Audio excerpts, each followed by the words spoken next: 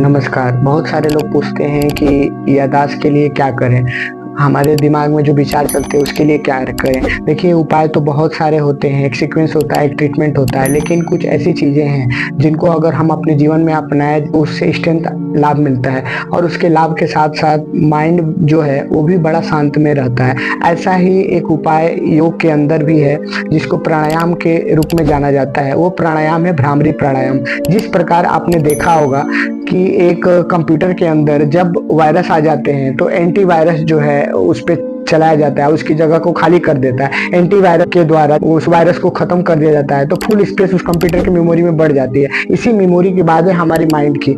हमारी शब्द मेमोरी जो आया है वो माइंड से ही आया है। तो हमारा और माइंड और कंप्यूटर का माइंड एक बराबर मात्रा में लेके चले तो कोई ना कोई एक ऐसी चीज है जो हमारे माइंड के लिए एंटीवायरस का काम करती है। हमारे शास्त्रों में, हमारे ग्रंथों में इस विषय का विवरण है कि हम अपने माइंड को प्राणायाम के द्वारा खाली कर सकते हैं, शुद्ध कर सकते हैं। तो वही प्राणायाम को जो हम चर्चा करने वाले हैं उसका नाम है भ्रामरी प्राणायाम। भ्रामरी प्राणायाम क्यों करें, कब करें, कैसे करें?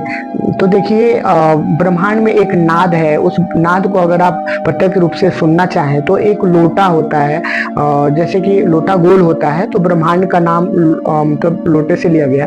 तो उसको अगर कान के पास लगाएंगे, खाली लगाएंगे तो उसका जो नाद है वो नाद आपको सुनाई देगा। जैसे ऐसा एक नाद सुनाई देगा। वो नाद ब्रह्मांड का नाद है और वही नाद यथा ब्रह्मांडे तथा पिंडे, एक पिंड में भी उस ब्रह्मांड का नाम होता है। इसी प्रकार हमारे शरीर में भी उसी तरह का है। उसी प्रकार हम अपने शरीर के नाद को भी डिस्टर्ब कर दिया है बाहर की चीजों से। तो अगर हम उस प्राणायाम को अपना ले जिसको भ्रामरी प्राणायाम करते हैं, उस नाद को स्टिमुलेट करेगा, उसको पुनः संचारित कर देगा। इससे हमें आत्मिक शांति और जो हमें वाकई प्राकृतिक रूप से मिलनी चाहिए वो हमें मिलेगी, बिना किसी दवाई, बिना किसी बहुत बड़ी क्रिया के। आप इस भ्रामरी प्राणायाम से अपने मन को शुद्ध, अपने याददाश्त को मजबूत कर सकते हैं। एकाग्रता बढ़ती है। हमारा जो बीपी हाई रहता है, जैसे मैंने बहुत सारे वीडियो में बताया होगा कि लो बीपी वाले भ्रामरी प्राणायाम को ना करें।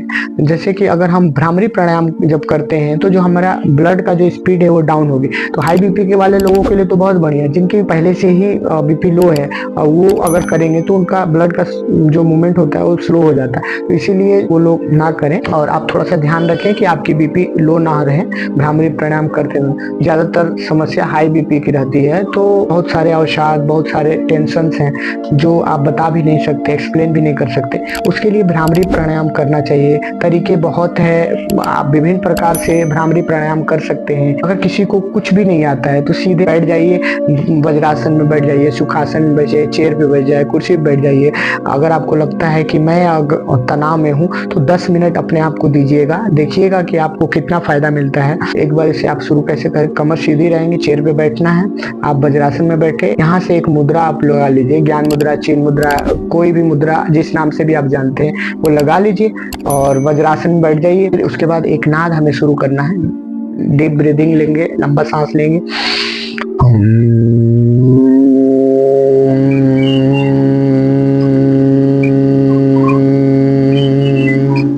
इसका वाइब्रेशन आपको दिमाग में महसूस होगा। ऐसे लगेगा कि दिमाग की सभी नसें झंझना गई हैं, कंपन हो रहा है। इसके अंदर से जितना भी आपको लगेगा कि ब्लड का सर्कुलेशन जितना डाउन था वो गति पकड़ रहा है। और इसको करने का और भी तरीका है। जैसे ये तो सिंपल तरीका था, अब आपको महसूस करना है कि मेरे यहाँ पे कंपन हो रहा है या नहीं हो रहा है। उसके लिए आपको अपने हथेली को सिर पे रखेंगे और करके देखिए, नाद करके देखिए।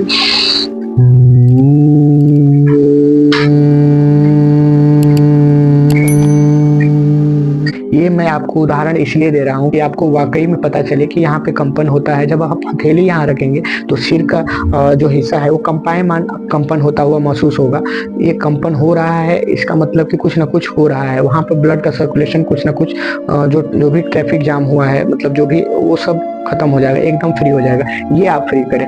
ये दूसरा तरीका मैंने आपको बताया, ये भी रख के भी कर सकते हैं। इससे आपको एक कंसंट्रेशन का भी आधार मिले।